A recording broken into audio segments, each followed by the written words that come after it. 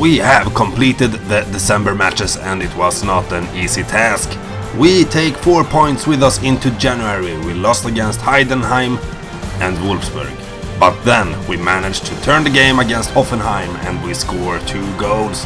Now we enter a very important transfer window where the hunt for talent continues. 2 players are ready and now it's time for the match against Dortmund. Welcome.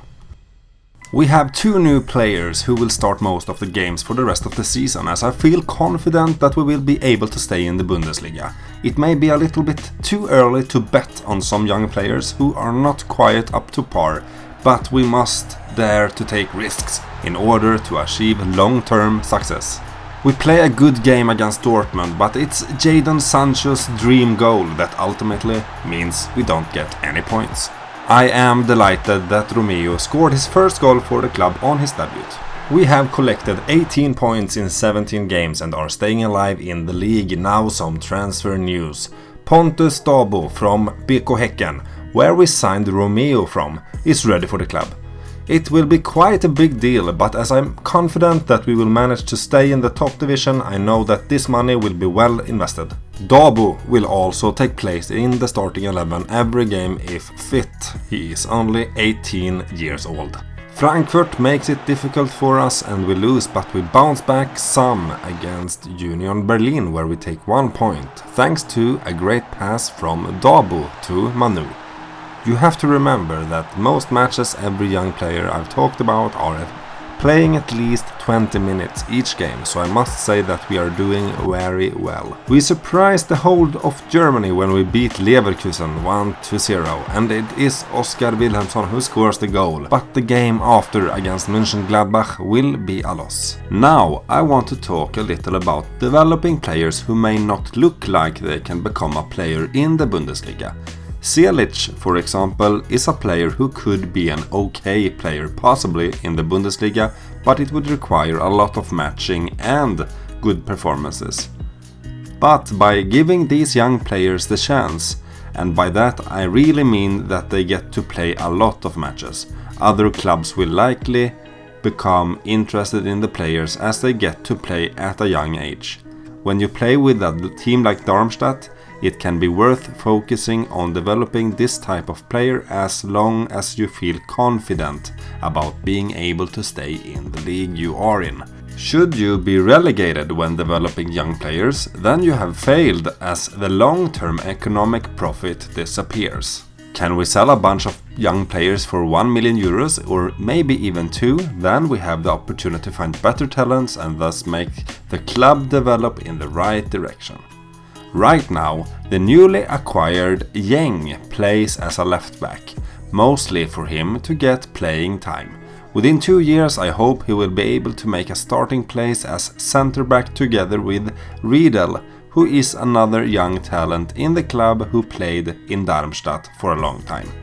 Why I see these two as a good centre back pairing is because both have the ability to start the build up, which means we will be able to control the games more in a way that should result in more points. We are on the hunt for Bayern's talent Sovnorek, an attacking midfielder who would be a perfect fit.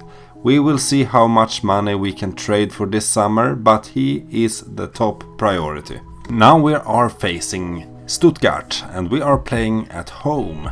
We have our Swedish talents, both Jeng and Dahbo, slightly injured, so unfortunately we will not see any action from them, and we will play it safe this game.